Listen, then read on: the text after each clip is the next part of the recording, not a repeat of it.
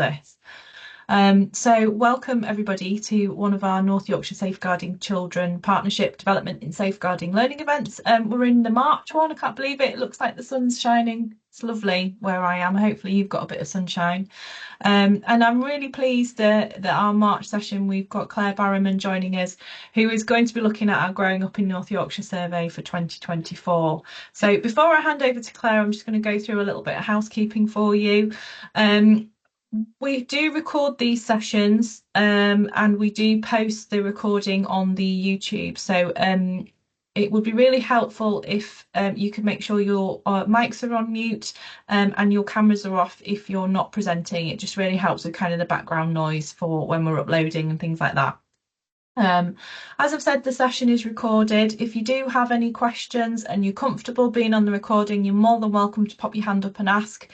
You can use the chat function. I'll be kind of watching the chat as Claire's talking and we can pick up any questions throughout.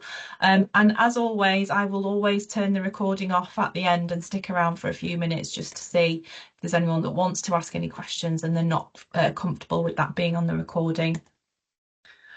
As I've said, the recording will be up on YouTube probably by the end of the week, by the time I've uploaded it and edited off any mistakes that I usually make.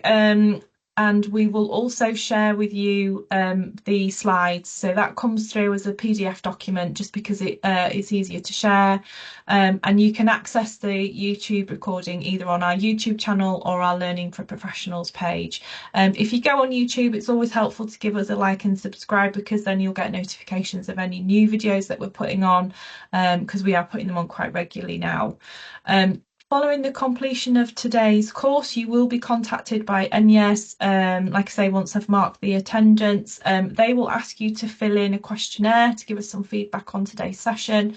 And once that questionnaire has been submitted, you will obtain your certificate of attendance.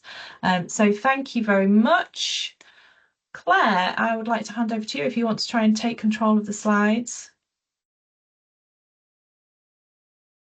Afternoon, everybody. Welcome to this session, which is about the Growing Up in North Yorkshire survey 2024.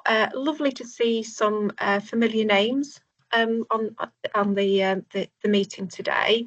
So I'm Claire Barrowman, Health and Wellbeing Advisor, sit within the School Improvement Team within North Yorkshire Council. Many of you probably know me through my work with schools, particularly around the kind of PSHE work. I also co-lead the Healthy Schools and Healthy Early Years Award in North Yorkshire, and I particularly lead around the PSHE, PSED and Emotional Health and Wellbeing. So from the Growing Up in North Yorkshire survey, we do it every 2 years and it is a school survey, and I appreciate we've got early years colleagues on the call today, so hopefully it'll give you an opportunity to think and reflect about pupil perception as they're sort of year 2 heading through primary, and perhaps thinking about some of those sort of early learning opportunities and healthy habits that we can try to start to have with our children. So the Growing Up in North Yorkshire survey, as I said, it's every 2 years. We've been doing it for about a good 10, 12 years, I think now, and we have fantastic engagement from schools. So thank you to all schools who do take part. The survey, sorry, I'm not sure the take control. There we go. Apologies, sorry, the tech control was just taking a bit slow there. So the type of questions that the survey asks, so as I said, this is pupils who are completing the survey, and it asks about sort of a wealth of different questions within that. So we've got questions around the kind of school culture, and they're sort of a little bit around their learning and academic achievement. Questions around being healthy, so around food and physical activity. We've increased questions kind of around bedtime and accessing sort of dental and eye tests as well, particularly for our younger ones, because we're kind of getting data through that's dropping off a little bit. A lot of questions around feeling safe at school and in the local area, not just bullying behaviours, but perhaps some of those sort of negative behaviours as well. We have quite a lot around emotional health and wellbeing, and sort of worrying, and we look at resilience and well-being. We use a well-being scale as part of that. Internet safety, so a range of questions around that, and what they're sort of engaging with online, but also what have they experienced online, and then around some sort of risk-taking behaviours as well, substance misuse, healthy and unhealthy relationships, and we do ask about their sort of usefulness of their PSHE lessons as well. Obviously, the questions that are asked are age appropriate, so we are asking along the similar themes, but they do differ obviously from year 2 up to year 12. We do also have a special school questionnaire that we have great engagement with from our special schools, and they helped co-produce some of the questions as well. So that gives us data for that cohort as well. So from that, every school that takes part has their own individual school report. So hopefully if you did take part, you've been able to access that. It's great for your senior leadership team, your governors, for your PSHE lead, for your safeguarding DSL. There's a wealth of data there from your children. So you'll have your own children's responses, and the responses are broken down sort of for every question. But you'll also hopefully also now have your school data compared to the North Yorkshire average, which I know schools find really useful as well. But then for our public facing documents, which you can now access, we have our county report for 2024, and like previous years, we do have our area reports. So one for what was originally the district councils. We've continued with those area reports. So even if your school didn't take part, you could still look at your area report. If you're from an early years setting, you could obviously look at your area to see, some of the sort of pupils' responses. So you can see again some of those sort of behaviours and viewpoints. So they're all accessible now on our Healthy Schools website. So just so you can see that we do have a high number of pupils who take part in the survey.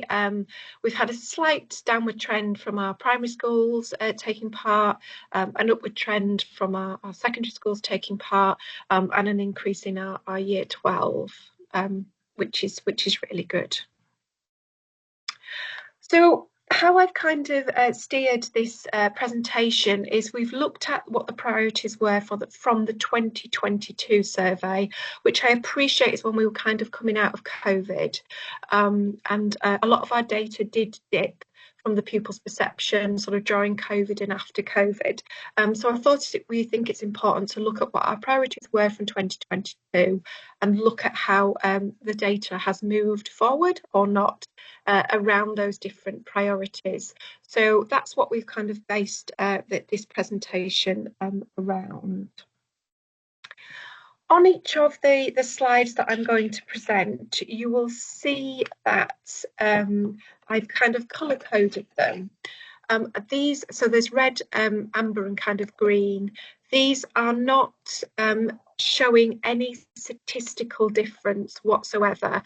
It's really just showing a direction of travel from the 2022 data if we ask the same question in 2022. So if it's green, then it's showing that sort of positive direction of travel. If it's the amber yellow, then it's kind of the same as 2022. And if it's red, then it's a negative difference from the 2022 data. But please do bear in mind, it's not showing statistical differences. So it might be a 1% difference, it might be a 12% difference. And I appreciate that the following slides do have a lot of numbers on them, but hopefully you'll be able to sort of come back and look at any of them that are of interest to you. So thinking around emotional and mental well-being, we were starting to see a dip in our children's emotional and mental well-being before COVID.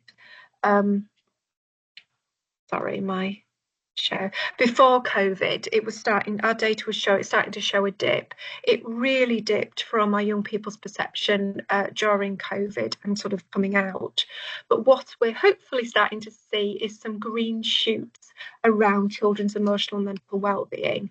And I know this is a great effort from schools and other colleagues who are working with our children and young people. We appreciate it's that partnership approach around this.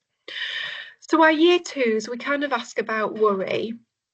And we can start to see that our year two children are worrying less, and they mainly worry about their family if they do worry about anything. And again, we can see that drop in that.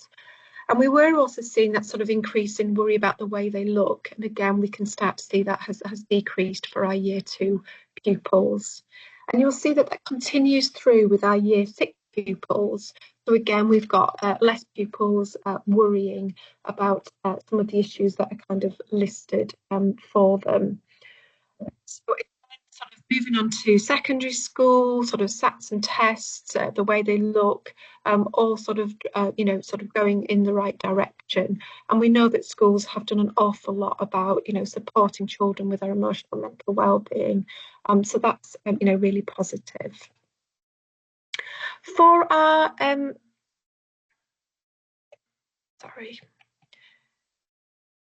we ask, as part of the survey with our year 6, 8, 10 and 12 pupils, we ask them a series of questions, and from that we can get a resilience score, and we can also get a wellbeing scale score. So we don't ask, are you resilient, are you wellbeing? We correlate the questions and get that score. So again, even though it is quite a low starting point, we are starting to see for our primary children that, as I say, those green shoots, that positivity of an increasing number of children with a high measure of resilience, which is what we're hoping for. So gone up from 23 to 26%, and we've got an increase in children having a high wellbeing score, which again is what we're looking for. And just a 1% drop in children who have a score that suggests that they might have that poor mental health and well-being. So as I said, some of those green shoots, which are showing it's kind of starting to hopefully move in the right direction for our primary school children. For our secondary school children in year 8 and 10, it's perhaps not as positive, but I appreciate it's teenage years. There's lots of other external factors. I appreciate this just isn't about this, not just the school environment. There are, a number of contributing factors to children's resilience and well-being. But we still have a high percentage of secondary school pupils who are coming out with a low measure of resilience. So we've actually gone from 41% in 2022 up to 44% in 2024. So that's not moving in the direction that we'd like it to. And I appreciate, as I said, there's a lot of data. It is food for thought, and it is also all collectively thinking about, okay, what sits underneath this now? How can we work with our young people to try and start to move this in the right direction? But our wellbeing score for our secondary pupils in year 8 and year 10 is starting to look a little bit more positive. So we have got that 5% increase in pupils with a high wellbeing score. So the wellbeing score is coming out more positive. The resilience aspect, not so much for our year 8 and year 10 pupils.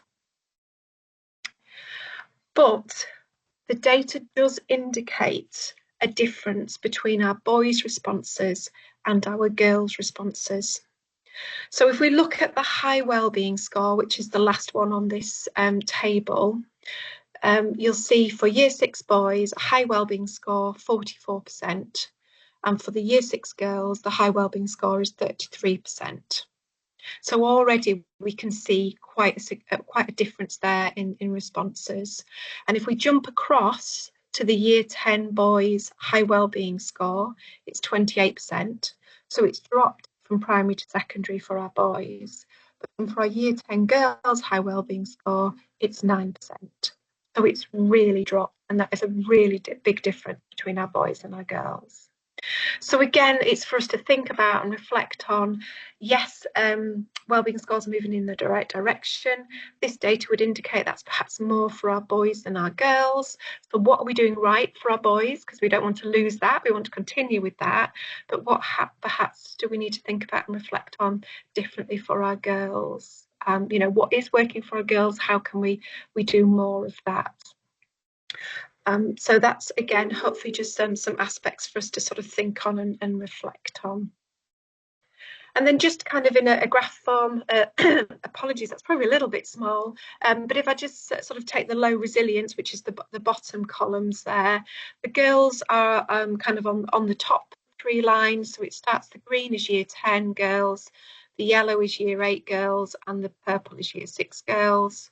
And then you'll see that the boys, so year 10 boys are the light blue, year 8 boys are the purple, and then the year 6 boys are the dark blue. So for that low resilience, you can see that clear difference between the girls and that clear difference from that move from year 6 into secondary school as well. So just hopefully another way of showing you that data.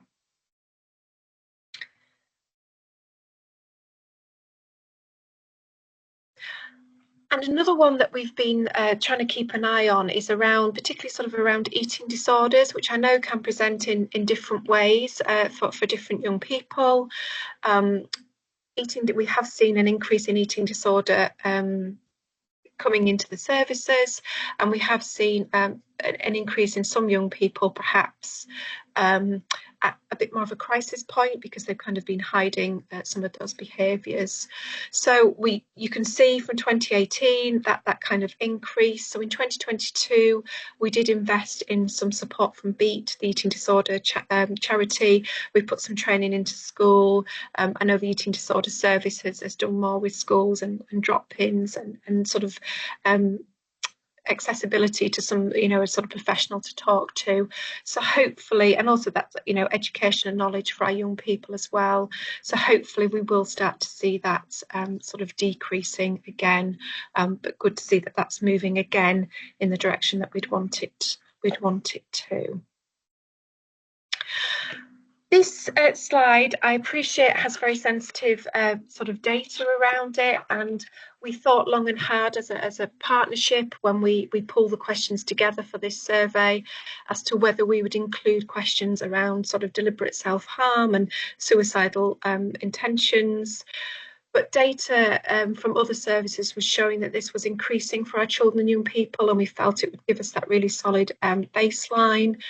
There is a lot of support within the survey around these questions and signposting, and we reiterate to secondary schools to remind young people that if anything in the survey raises a query or question, to talk to a trusted adult after the survey. So we do put a lot of support in around these particular questions. So, but you'll see, so we started collecting this data in 2022 and continued with it in 2024. So again, you will see some of those green shoots. I appreciate, behind these percentages does sit young people who are engaging in these behaviours or having these thoughts. And I appreciate that, particularly as schools, you are supporting this. But hopefully some of those green shoots for our year 8 and year 10 pupils, perhaps a little bit more sort of thought and consideration for our year 12s, but there does seem to be that positive shift in direction around this. But as I said, I appreciate this is still young people who are sitting behind these percentages, and obviously we want to be able to support them. So as part of these questions, we do ask, have you accessed support? Where did you access support from? Did you tell anybody, did you feel that you didn't need any support? So just thinking about kind of those resilience scores and thinking about the well-being scores, and there was, we are seeing that difference between boys and girls. This data, I didn't tell anybody. We can see that girls from this data, 23% of year 8 girls, 24% of year 10 girls, 17% of year 12 girls, didn't tell anybody if they were experiencing any of the behaviours on the previous slide, which is higher than the data from the boys. So again, you know, how are girls accessing support? How are we promoting that support to our young people? But again, some positives in, you know, we've got less pupils not telling anybody. Obviously, for those behaviours, we want them to seek support. You know, so again, some positives there, but again, I do think we have some of those differences between our girls' and boys' responses in relation to that. Sorry, it's just a bit slow in moving forward sometimes. And then we all know that it's really important for a young person to have a trusted, safe adult that they can talk to if they're worried about something. We know this is a really protective factor for our children and young people. And I'm not saying it necessarily has to be a member of you know, school staff for schools. You know, there are other adults that young people talk to. But we can see from this data again, our year twos and our year sixes quite solid on this. Though again, obviously we'd love this to be 100% because that's still, you know, year sixes, that's still nearly sort of 20% of our year sixes saying they don't necessarily have an adult that they trust that they can talk to. But again, it drops off for our year 8 and year 10 pupils, and again our data indicates that, you know, that's when they are perhaps worried about more things, or you know, starting to engage in a few more sort of risk-taking behaviours. So again, it's building those relationships with our young people, you know, whichever adult you are, and having those, you know, having those conversations with our children and young people, and making sure they're aware that, you know, we're there to talk to them and help and support them.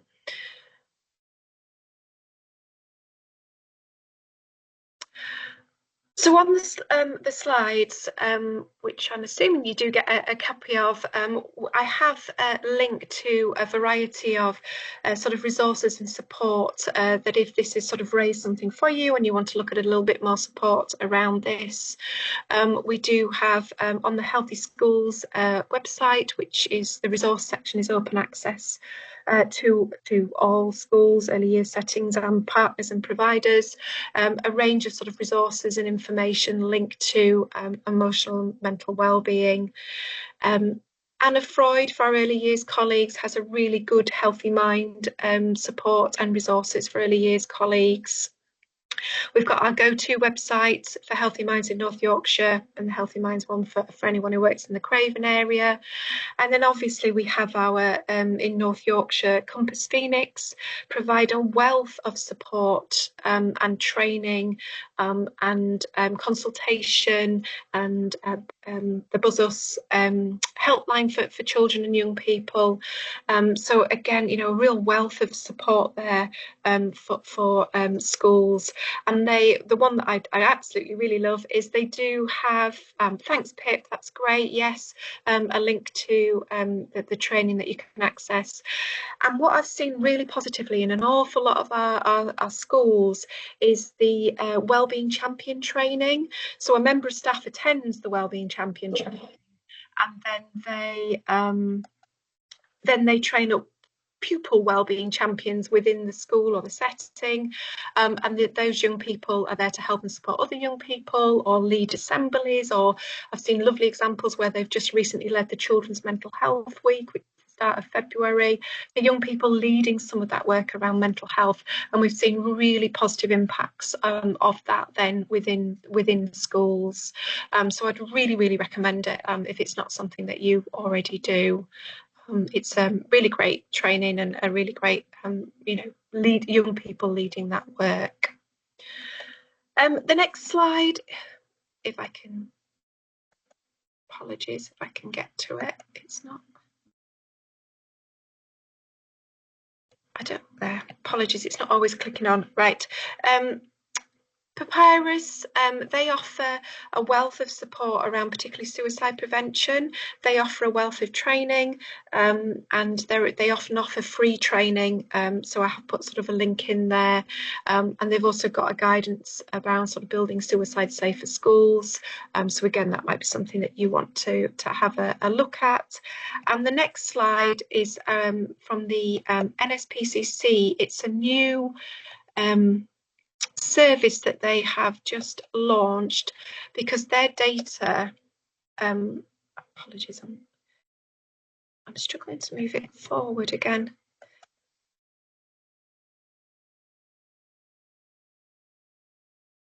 The NSPCC, their data has indicated that an increasing number of young people are feeling lonely, so they've put in place.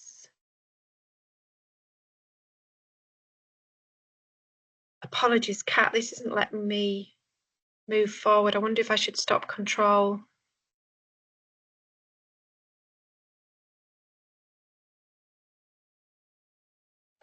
Sorry, bear with. Yeah, if you want to stop control, I'll move along if it's going to make us move there. Thank you. So the next slide is from, as I said, the NSPCC have introduced a new service called Building Connection Service because they've identified that young people, say, are feeling more lonely. So this service is aimed at young people who are aged 9 to 19 and experiencing loneliness. A school, a partner can refer a young person to this service, but it does have to come with parental guardian consent.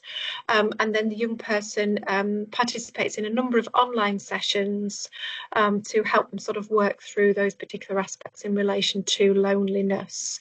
If you feel this might be something of interest to you, you'll see there is aspects where you can find out a little bit more about that service that's available. It is free to access.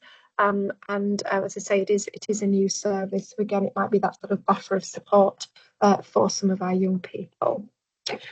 So the next aspect is around thinking about online safety, which we know all our young people generally have technology. So we do ask quite a variety of questions with our year 2 pupils upwards, and you'll see on the next slide that what I've just pulled together is sort of some key questions and then the kind of responses from year 2 to year 12. As you see, we don't ask all questions for all year groups, but in purple, just to make it a little bit different, I have just highlighted some things that I think we need to reflect on and think about a little bit. So year 2s, we have quite a high percentage who appear to have some technology in their room after they go to bed. So the implication would be that they are not being supervised and they've got access to technology. And we know that from a safeguarding perspective, young people, particularly very young children, unsupervised in their bedroom, is a real safeguarding concern for us. A TV in the room might be a smart TV, they can access YouTube and things, etc. So 24% of our year 2 pupils saying that they communicate online with people that they don't know. And you'll see that that drops in year 6 when young people tend to have a little bit more understanding and know some of the sort of ways to keep themselves safe, and then it just kind of increased again through secondary. But think for our year 2 and younger, I think that real key message around a healthy bedtime routine, not having, a technology-free bedroom. If we can start that then, we can continue that as the children get older. The importance of sleep. The Sleep Charity website has some fantastic resources, particularly aimed at parent and carers, that could, really help you promote that importance of a technology-free, real sort of healthy sleep environment for our young people. And I think also that, some of that guidance as well around not having children unsupervised in their bedroom with technology, I think is something we really need to kind of move forward with. Being bullied online, I've sort of flagged that up because, as we know, being bullied online, being bullied is horrific for any young person. Being bullied online 24 hours, 7 days a week, and we know the mental health impact of that. We know some from recent news reports, you know, the consequences that can really have on some of our young people. So, you know, again, really making sure that that's part of our learning with young people and giving them that skills and strategies to manage that. From work I do with young people, from Pupil Voice, is that often they'll say that they stay on whatever the sort of the chat is, because then they know what's been said about them. So then when they go into school, they know what to expect, which I think is, you know, just so hard to listen to when that comes from young people. And then just flag the year sixes there, seen sexually explicit images, received a nude, semi-nude, approached by an adult wanting a sexual encounter. So just thinking about our year sixes, are we giving them the knowledge and skills to be able to manage that in that kind of online world? So thinking about kind of the NSPCC, what's in your pants is private work. You know, we start that in early years, you know, moving that up through the school with them, but making sure we're talking about that in the online world as well. What's safe, what's appropriate. So, you know, we're developing, so particularly upper key stage 2, they've got that knowledge and understanding as they're moving forward into secondary school. Just on the next slide, just a little bit more. So you can see there for our year 2s, as I said, we've got an increase from 2022 in year 2s saying that they've got friends online they don't know in real life. Majority of that seems to be coming from our boys, particularly around gaming. So you'll see that we've also got that increase in girls as well. And again, when I work with primary schools, you know, our year 2s have access to a lot of technology. So really important that we're giving them those safety messages and strategies. For our year 6s, some positives, starting to see things move in the right direction. And I know this has come from work from schools and other partners in really sort of highlighting with our young children, you know, what some of the consequences can be online, giving them that knowledge, giving them that strategy, you know, and we can see, you know, some of that playing out in some of our children's responses. But the fake news one, the false information, the critical thinking skills, I think is something that we do need to focus on, because there's just so much of that in the online world. So again, I think that's kind of a priority for us moving forward. For our secondaries, again, lots of positives on the following slides. So we've got communicate with people online they don't know in real life. So you can see that is starting to decrease again.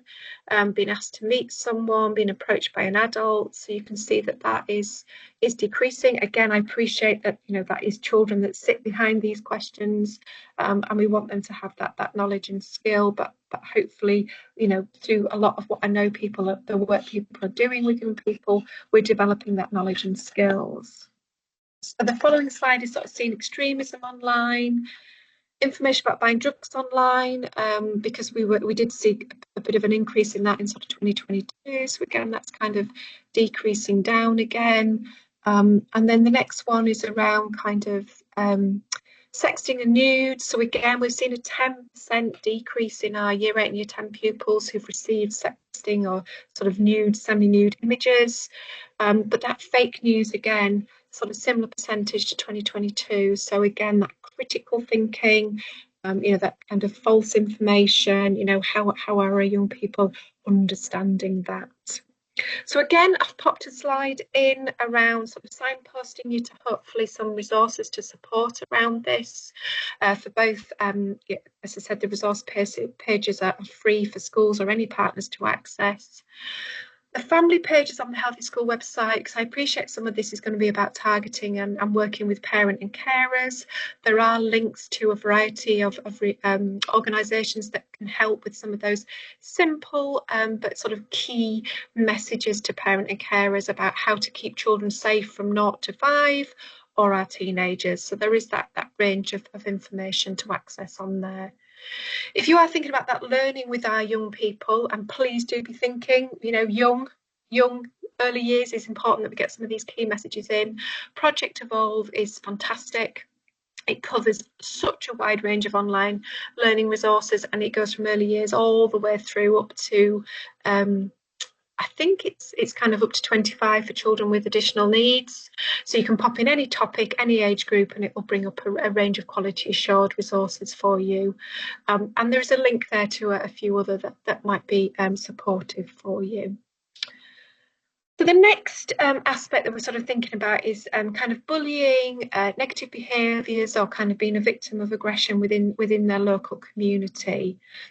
And unfortunately, these slides is where you'll start to see a little bit more red. So thinking about our primary data, we have got positives for our year 2 pupils, feeling safe at school, not feeling so scared to be at school because of other children. But then you'll see in year 6, we have got a shift in data. So 23% of pupils responded that they've been bullied at or near school in the last 12 months. And that's an increase from 21%. And we've been at 21% for about the last 4 or 5 surveys. So it's started to move, but not in a direction that we'd want it to. And again, I appreciate this is pupil perception, and we need to start sort of thinking about what kind of sits under this, and talking to our children and young people around that. So along with more pupils thinking that they feel that they've been bullied at or near school, we've got same or sort of slightly decrease in feeling that school sort of responds to bullying well. And this continues into our secondary school data. So again, you'll see lots of reds there. So we've got that increase in our secondary school pupils who feel that they've been bullied at or near school in the last 12 months, going from 22 to 24%. Our year 12s, we're seeing that increase as well. We're seeing a decrease in feeling that the school deals with bullying well. As well as bullying, we do ask about, have you been sort of pushed, hit, left out? There is kind of a number of questions around this. A majority of them are seeing that, unfortunately, negative increase around that. And then in their community as well, have they been a victim of violence? It's gone from 11 to 12%. And have you carried weapons when going out at least sometimes? For our year 8 and 10 pupils, it's gone to 8% from 7%. So that is a real concern to us, really thinking about, what's happening for our young people, and just talking to colleagues, is that reflecting a little bit of what's happening in the wider world, a little bit of kind of unrest and a little bit of angst, and people perhaps not being so kind to each other, and is that kind of playing out for our young people? And we know the importance of our young people having that sense of belonging and feeling valued and safe at school is really, really important. So the next slide, just to sort of show you, apologies, that's a little bit small, isn't it? But the first one column is school cares whether I'm happy or not. So we're starting with the boys. So the dark blue is year 6 boys, the green is year 8 boys, and the brown is year 10 boys. So school cares whether I'm happy or not. You see it's really quite high for our boys and our girls in year 6, and then it drops down in secondary. And I appreciate, again, there's many factors that kind of contribute to this, but just really sort of thinking and reflecting on that, are we ensuring that all children are feeling safe and that sense of belonging and valued at school? And is that sort of in part linked to kind of some of the bullying behaviours, and also possibly attendance, is some of the conversations that we have been starting to have. And then the next slide, just to show you, as part of the surveys, we do ask children to self-declare if they're part of any of these kind of groups, really. So if they're a young carer, or free school meals, or armed forces family, or a member of the LGBT community, it is self-disclosed, but it enables us to look at that cohort of pupils altogether, so all the young carers across the county, and what their responses are in relation to the average for that particular year group. So I've just particularly pulled out the question, being bullied at or near school in the last 12 months. So the average for year 6 was 23, the average for year 8 was 27%, and the average for year 10 was 21%. So the ones I flagged up in green are either the same or lower than the average for that year group. All the others are higher than the average for that year group. So some of our more vulnerable young people, disadvantaged young people, are perhaps experiencing more bullying at school than their peers. And just for, if we particularly sort of look down at children in care for our secondary, children with additional needs, the LGBT community, our transgender pupils, 60% say that they've been bullied at or near school. So again, I think that's really important that we have that knowledge and we really think about that sense of belonging, feeling valued, feeling safe for all children and young people in our settings, and making sure that we're really trying to achieve that. The next slide talks about sexual harassment, which we started asking in 2022 as a question because we knew from a number of studies and expectations from Ofsted, etc., that schools would start to look at this and tackle some of these issues. So you'll see that we have seen, again, that sort of green shoots of a positive sort of direction of travel. It is still more our girls that are likely to experience this than our boys.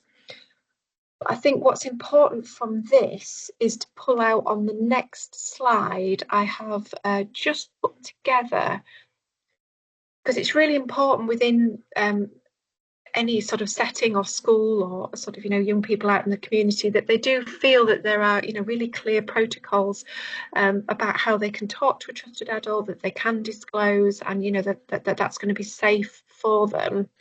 So we've got 7% of year 6 pupils and 10% of year 8 and 10 pupils who didn't tell an adult when they'd been bullied.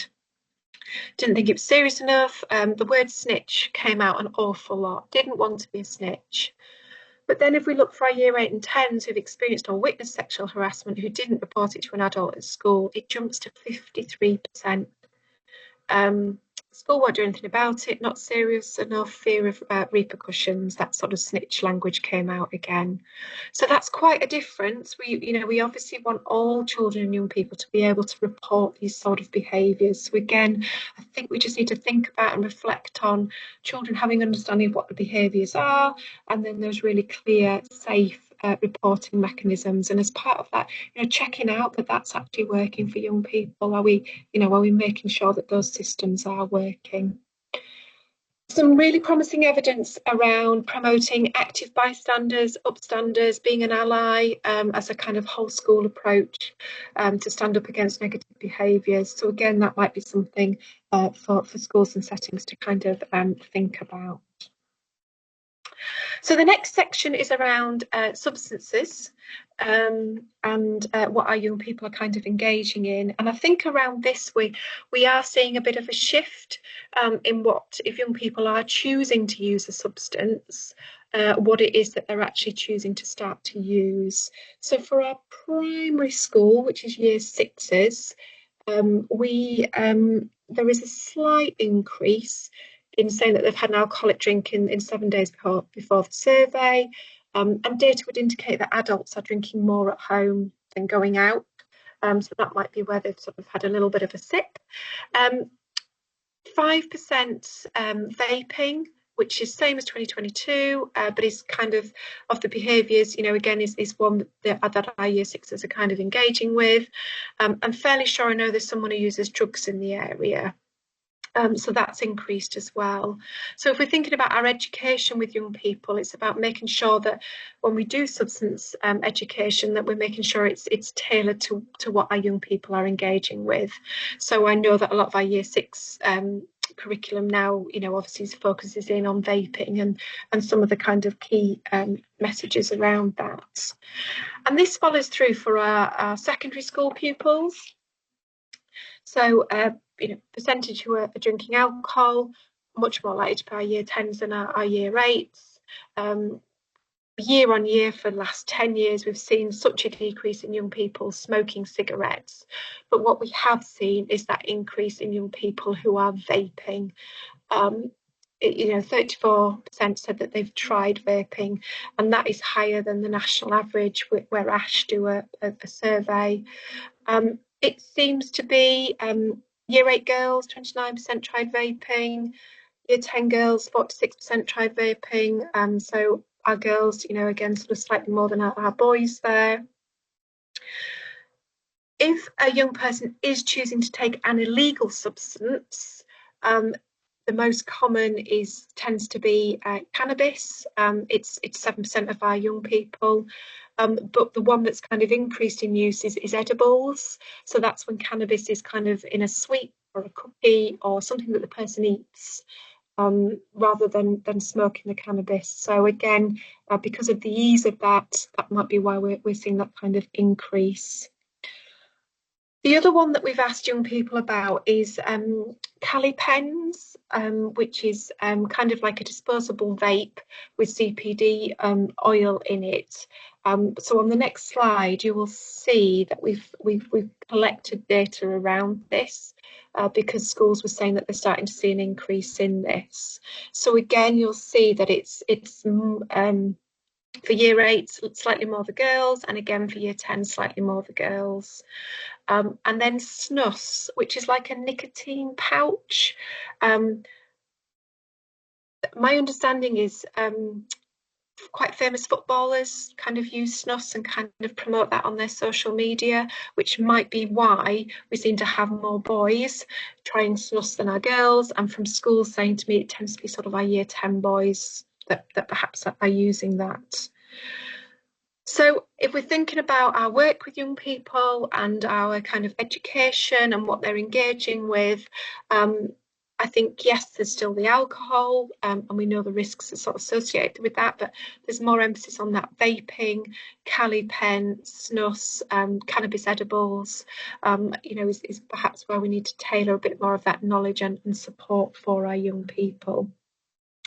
The next slides, because you may or may not know anything about Cali pens, it's just a little bit of information about Cali pens and where you can find out a little bit more information and what's kind of starting to emerge. And there's also some more about snus and nicotine patches. And then obviously we've got our drink drug hub for North Yorkshire, which has such a wealth of information support for you as a professional, for young people, and obviously for parent and carers as well.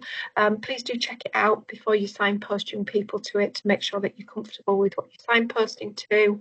And we've obviously got North Yorkshire Rise as well, who do provide that support for young people directly, for 10 to 25-year-olds. And because I get asked about it, the support around vaping, there's a couple of links there, particularly linked to the kind of vaping education, which hopefully might be helpful for you. So just bringing it together then, healthy lifestyles, and sort of looking at sort of healthy lifestyle aspect. So for our year 2s and year 6s, on the next slide, asking about kind of that bedtime routine, again, that sort of technology in the room. Does somebody read to them? Unfortunately, we've only got 29% of year 2 pupils who said that somebody read to them. So again, you know, our early years colleagues, our sort of colleagues who work with our younger pupils, you know, that I said promoting that healthy bedtime is really, really important. Year 6s, we've seen quite a jump in year 6 people said that felt tired after, you know, at school the day before the survey, you know, and what are some of the reasons around that? And we did ask about, do they always have their own bed to sleep in? Just starting to think a little bit about sort of bed poverty around that as well. And then breakfast and lunch, I'm flagging this up because we are, I think, just seeing that we have got a number of young people who are not having anything to eat or drink before school. So you'll see for year 2s, 3%, going up to 7% for our year 6 pupils, jumping up to 26% for our secondary year 8 and 10 pupils. And you know, 30% for our year 12 pupils. And I appreciate not everybody likes to eat everything in the morning, but you know, what else is kind of contributing to that? And we know that young people coming to school hungry is not a good start for them. So that thinking about, you know, breakfast clubs, snack time. I was an early years setting that I was talking to recently, they were really noticing that for their children as they were coming into the early years setting. So they just started doing sort of a rolling snack area for the children as soon as they came in, really, which has found that it's really helped with behaviour around that. So, you know, for everyone to sort of have a think about. And then school lunches, you know, not having school lunches because they don't like the food, you know, and kind of reasons around that. So that sort of eating aspect is really key for us. And we know physical activity really important. It's good for sort of happy body, healthy body, but also a happy mind as well. Some positives in young people starting to be more positive about physical activity, but we've definitely got those differences between boys and girls again. And you can start to see it in year 2. 74% of boys and 64% of girls enjoy taking part in physical activity.